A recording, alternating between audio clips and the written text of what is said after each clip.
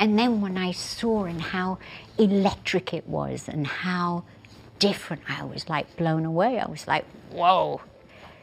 So that's when I became interested in Black Sabbath. In June 2026, Sharon Osbourne's absence from the unveiling of Ozzy Osbourne's statue at Hellfest stood out immediately. But this latest tragedy, as we'll see shortly, was not an isolated case. It came after decades in which Sharon and Ozzy Osbourne had existed at the center of music history, defined by massive success, constant reinvention, and an unbroken chain of personal crises that played out in full public view. Their story had rarely separated achievement from turmoil, with each milestone shadowed by some form of struggle or controversy. Now, with Ozzy gone, things aren't looking good for Sharon Osbourne. The story of this chaos starts from 1979, and that's where we're going. The woman who saved Ozzy. Sharon Levy grew up in the shadow of Don Arden, the notorious British music manager known as the Al Capone of pop. Arden managed Black Sabbath in the 1970s, and it was through that volatile business orbit that Sharon first met Ozzy Osbourne, then the band's unpredictable frontman. By 1979, internal collapse and substance chaos led to Ozzy's dismissal from Black Sabbath. This, however, was not the end. It was rather a new beginning. Sharon stepped into management immediately, refusing to let Ozzy's reputation define his future. She restructured his solo launch, secured contracts, and helped assemble the lineup that would define his early 1980s sound. Their relationship was formalized into marriage in 1982, and the couple soon built a family. Amy was born in 1983, Kelly in 1984, and Jack in 1985. Sharon engineered Ozzy's transformation into a global solo act. By 1996, she co-created Ozzfest, turning a touring metal festival into a multi-million-dollar annual phenomenon, making them one of rock's most powerful and controversial partnerships. On the surface, everything looked perfect, pristine. But scratch the surface. The marriage was repeatedly destabilized by addiction and violence throughout the 1980s, especially during Ozzy Osbourne's heavy alcohol use and dependence on controlled substances. The breaking point came in 1989 at their Los Angeles home, when an intoxicated Ozzy returned in a blackout state and attacked Sharon in a violent episode that escalated to the point where she had to call the police. Officers arrived and arrested him on the scene. Ozzy was taken into custody, charged, and briefly detained before being released, after which he entered rehabilitation for alcohol addiction. Surprisingly, Sharon chose not to pursue formal charges or push the incident toward long-term prosecution. Despite the severity of the event and the clear intervention of law enforcement, the marriage did not end. Instead, it followed the same volatile cycle that had come before: separation, recovery, and reconciliation, repeating a pattern that would continue to define their relationship for years to come. But things did not get any better as time marched on. Cancer, survival, and reality. TV? In March 2002, MTV quietly launched The Osbournes from the Osborne family's Beverly Hills home, an experiment in reality television that quickly became a cultural turning point. Centered on Sharon Osbourne, Ozzy Osbourne, and their children, Kelly and Jack, the series captured domestic chaos in an unfiltered format that contrasted sharply with the polished reality TV of its era. Within weeks, it became MTV's highest-rated series at the time, drawing millions of weekly viewers and ultimately winning the 2002 Primetime Emmy Award for Outstanding Reality Program. Just as the show reached global momentum, June 2002 brought a far more serious shift inside the household. Sharon Osbourne was diagnosed with colon cancer at Cedars-Sinai Medical Center in Los Angeles, with scans confirming the disease had already spread to nearby lymph nodes. What would normally have remained a private medical crisis unfolded in parallel with a televised one, as filming for the Osbournes continued through chemotherapy. Hospital visits, treatment updates, and recovery moments were captured on camera. Ozzy later admitted in interviews that he fell apart emotionally during her treatment. Their son Jack, still a teenager, struggled under the combined weight of public exposure and family instability. Despite the strain, Sharon completed chemotherapy and entered remission, defying early medical uncertainty. The visibility created by the Osbournes also fundamentally reshaped Sharon's public identity.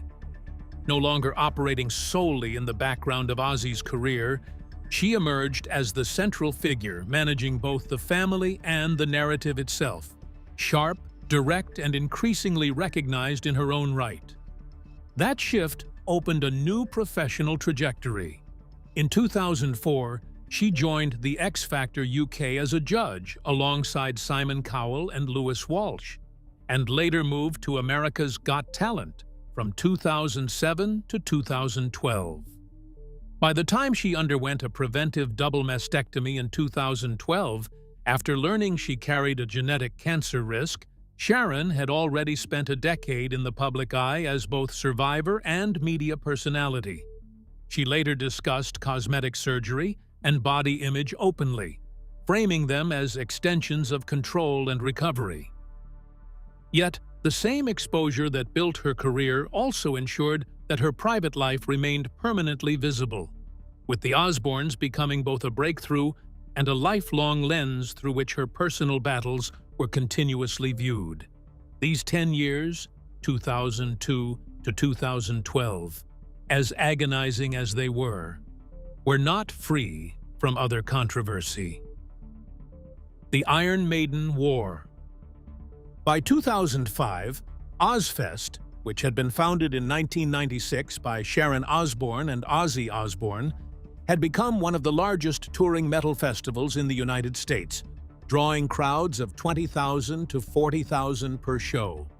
That summer, Iron Maiden was added as a co-headliner for select dates, including San Bernardino, California, on July 20, 2005, a pairing that already carried tension due to differing generations of metal culture colliding on the same stage. Friction escalated when Iron Maiden vocalist Bruce Dickinson used stage banter during the tour to criticize aspects of the festival's commercialization and reality TV-driven celebrity culture, remarks widely interpreted as indirect commentary on Sharon Osbourne's media presence through the Osbournes. Sharon took the comments personally, viewing them as an attack on Ozzy's legacy rather than abstract criticism. What followed blurred the line between backstage conflict and live performance breakdown. During Iron Maiden's set at Ozzfest, reports from attendees described escalating disruptions, water bottles, eggs, and other objects thrown from the crowd, along with alleged interference in sound levels during the performance. Iron Maiden's crew later claimed technical issues and interruptions that affected stage audio consistency. Sharon Osbourne appeared on stage afterward and publicly criticized Dickinson, accusing him of disrespect toward Ozzy and the festival. Iron Maiden fans accused Ozzfest organizers of sabotaging a legendary band, while metal media outlets split between defending festival control measures and condemning the perceived crowd hostility. Iron Maiden's management issued statements denying any intentional disrespect from the band, while Bruce Dickinson clarified that his criticism was aimed at industry culture and promoters, not Ozzy Osbourne personally. But this was not an isolated case. Feuds beyond heavy metal. Back in the late 1990s, Sharon Osbourne briefly stepped outside the Ozzy Osbourne orbit to manage Billy Corgan and the Smashing Pumpkins, a band already riding the aftermath of their peak with Melancholy and the Infinite Sadness, an album that sold over 10 million copies in the US alone. The partnership, however, was short-lived and structurally unstable from the start, due to Corgan's tightly controlled artistic direction and Sharon's aggressive, hands-on management style that had been honed through years of rebuilding Ozzy's solo career after 1979. Tensions escalated quickly over touring decisions, promotional strategy, and creative control. Sharon eventually exited the role in a highly publicized split, issuing a blunt resignation statement that framed the separation as irreconcilable differences in vision and execution. While the wording avoided direct personal attacks, industry observers interpreted it as another example of Sharon's tendency to make business disagreements public when negotiations collapsed. Within months, the working relationship ended entirely, and Corgan returned to managing the band's direction internally. Despite the acrimony, the story did not end in permanent hostility. Years later, both sides softened their accounts, with indications of reconciliation emerging in interviews and industry circles where Sharon and Corgan were again able to speak without public conflict. Outside that specific dispute, Sharon Osbourne's broader reputation was increasingly shaped by a pattern of visible confrontation across music and television. From disputes with festival organizers to on-air clashes in talk show environments, she developed a public identity associated with immediate escalation rather than behind-the-scenes negotiation. By the 2000s and 2010s, this perception had solidified. She was both admired for her decisiveness and criticized for her combative style, depending on perspective and proximity to the conflict. The result was a career narrative defined not only by management success and media expansion, but also by a continuous series of public disagreements that reinforced her image as one of entertainment's most polarizing power brokers, operating where business strategy and personal loyalty frequently collided in full view of the public. Over a decade later, another controversy, or rather, a series of controversies surfaced. The Talk controversies begin. In 2011, The Talk, CBS's daytime panel show that premiered in October 2010, entered its first major public controversy during a discussion about the Catherine Q case in California. Q had been convicted after attacking and mutilating her husband in a widely reported July 2011 incident in Garden Grove. On air, Sharon Osbourne reacted with laughter and remarks that many viewers interpreted as inappropriate levity toward a violent crime. The moment escalated quickly once clips circulated online. Co-host Sarah Gilbert immediately challenged the reaction during the broadcast, steering the conversation back toward the severity of the case and implicitly signaling discomfort with how it had been handled. Within hours of public backlash, Sharon Osbourne issued an apology, stating that her response had been misjudged and acknowledging that the subject required a more serious framing. Tension surrounding workplace dynamics intensified the following year, when co-hosts Leah Remini and Holly Robinson Peete departed. Their exits, occurring in 2011, later became the subject of public dispute when both women suggested they had been marginalized within the show's internal structure. Sharon Osbourne responded in interviews and public statements by distancing herself from the hiring and firing decisions, emphasizing that such matters were handled by production and network executives. Leah Remini later expanded on her criticisms, alleging behind-the-scenes issues that contributed to her departure, while Holly Robinson Peete echoed concerns about treatment and communication within the team. These claims prompted renewed scrutiny of the Talk's early production environment, particularly regarding diversity, decision-making authority, and conflict resolution among co-hosts. What began as isolated on-air controversies gradually formed a broader pattern in public perception. The Talk was not just a daytime panel show, but a high-pressure workspace. The crisis that ended the Talk era. March 10, 2021, became the breaking point for the talk when a discussion about Piers Morgan's remarks on Meghan Markle escalated into one of daytime television's most widely circulated live confrontations. Morgan had recently left Good Morning Britain after refusing to retract comments questioning Markle's mental health claims following her interview with Oprah Winfrey, which aired on March 7, 2021, drawing over 49 million global viewers within its first week of broadcast. On the talk, Sharon Osbourne defended Morgan's right to express his opinion, triggering an on-air confrontation with co-host Cheryl Underwood. The exchange turned personal within minutes, with Underwood pressing Sharon on whether defending Morgan's tone amounted to validating racially charged criticism. Sharon, visibly defensive, asked for clarity on how her support equated to racism, a moment that instantly fragmented the live panel dynamic. Clips of the segment spread across social media within hours. CBS responded by announcing an internal review into the incident and broader workplace conduct. The investigation, conducted over several weeks, examined not only the March broadcast, but also patterns of interaction on set. By late March 2021, CBS confirmed Sharon Osbourne's departure from the talk, stating that her behavior toward co-hosts during the episode did not align with CBS standards of workplace respect. Almost immediately, older footage resurfaced online, including past discussions in which Sharon had commented on Meghan Markle in ways critics described as dismissive or sarcastic. These clips intensified public scrutiny, reframing the 2021 incident as part of a longer behavioral pattern rather than a singular moment of escalation. Former co-hosts Leah Remini and Holly Robinson Peete re-entered the public conversation, reiterating earlier claims about their experiences on the show's first season. Remini publicly accused Sharon of fostering a difficult work environment, while Peete supported aspects of those claims. Legal discussions were reported in media coverage at the time, though no formal court case proceeded.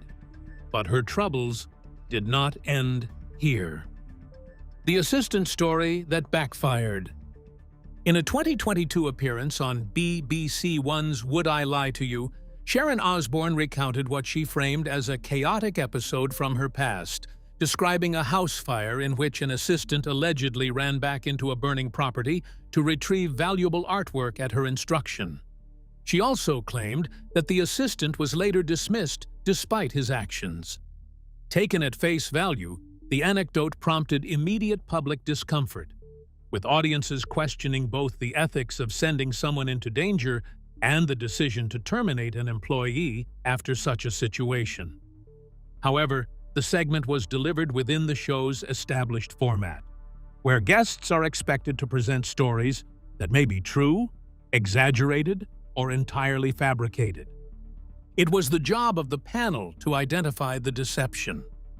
However, once clips circulated online outside that context, the story was increasingly interpreted as a literal account of workplace misconduct. The separation from its comedic setting quickly reshaped audience perception, turning a game show anecdote into a perceived real-world allegation. Sharon Osbourne later clarified that the account was not intended as a factual retelling of events, emphasizing that the premise of the program relies on exaggeration, misdirection, and humor, where personal stories are often reshaped for entertainment value rather than documentary accuracy. She further suggested that the anecdote was constructed within the conventions of the format, which frequently blends lived experience with performative embellishment to mislead fellow panelists. Despite that clarification, skepticism persisted. At the same time, her personal life was also marred by upheavals, personal turmoil behind closed doors. The fracture inside the Osbourne marriage reopened in 2016 when Sharon Osbourne discovered that Ozzy Osbourne had been involved in an affair with Los Angeles-based hairstylist Michelle Pugh. The relationship, which began around 2012 and surfaced publicly in 2016, triggered an immediate separation after more than 3 decades of marriage. The revelation landed at a moment when the couple's shared life had already been stretched thin by touring cycles, health issues, and constant media exposure. In the aftermath, Sharon later revealed in interviews that the emotional impact pushed her to a breaking point. In a 2016 episode of The Talk, she stated she had attempted to end it all for herself, but then managed to pull through. The admission reframed the scandal beyond celebrity gossip, exposing the psychological cost of a relationship already marred by addiction, violence, and decades of instability. It also marked one of the most vulnerable disclosures of her public life, unfolding in the same media ecosystem that had long followed her family's turmoil. Despite the rupture, reconciliation came within months. That same year, Sharon and Ozzy had reconnected, later renewing their vows in a private ceremony in Las Vegas in 2017. The decision reflected a long-established pattern in their relationship: separation followed by repair, often under intense external pressure but reinforced by shared history, children, and financial and professional interdependence that neither fully untangled. Around the same period, Ozzy Osbourne's physical health began deteriorating more visibly. A severe fall in 2019 at their Los Angeles home aggravated earlier injuries from a 2003 ATV accident, leading to spinal surgeries and prolonged recovery periods. Then, in January 2020, Ozzy publicly revealed he had been diagnosed with Parkinson's disease. Multiple surgeries, infections, and mobility setbacks followed. This forced cancellations of touring commitments and reshaped daily life. As Ozzy's condition advanced, Sharon transitioned into a full-time caregiver role alongside her work commitments, managing medical decisions, rehabilitation schedules, and public communications. Political storms and new backlash.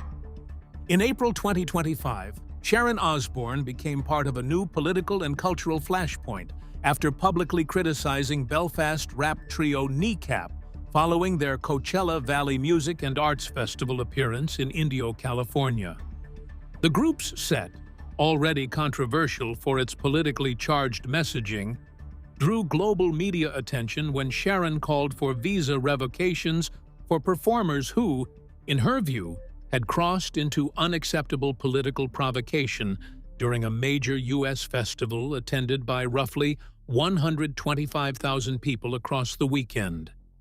Her remarks quickly escalated beyond entertainment commentary. International outlets in the UK, Ireland, and the United States picked up the story within hours, framing it as part of a broader debate over whether festival stages should accommodate overt political messaging or enforce stricter performance boundaries.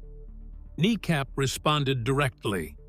They defended their set as protected expression and argued that attempts to restrict their travel or performance rights amounted to censorship.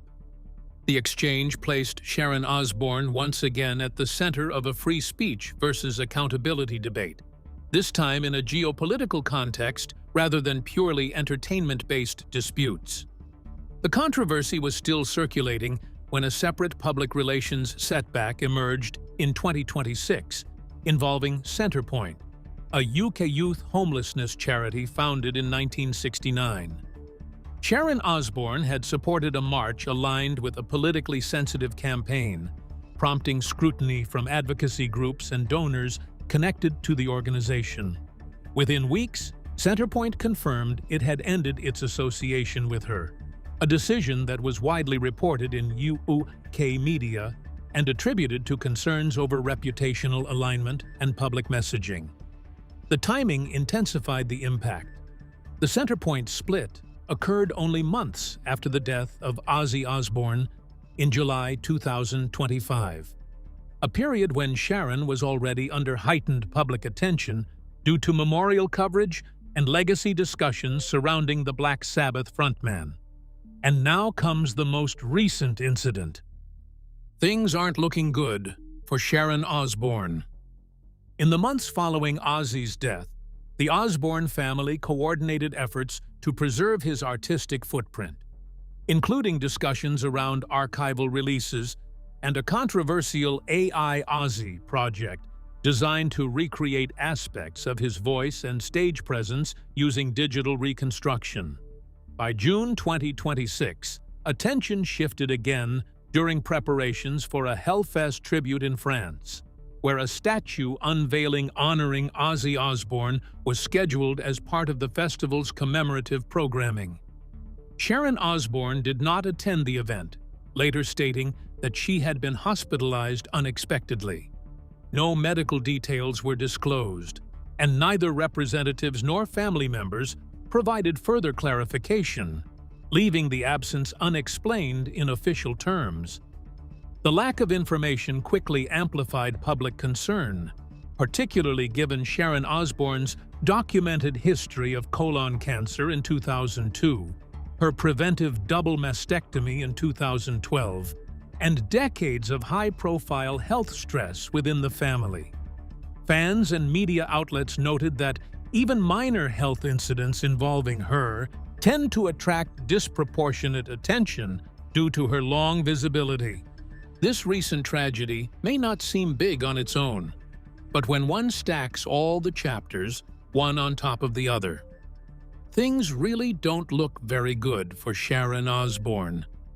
Well, that's it for now. Thanks for watching. Did you like this video? If you did, please consider liking, dropping a comment, and hitting the subscribe button so that you don't miss out on our new uploads. Also, don't miss this video you see on your screen right now. It's truly unbelievable.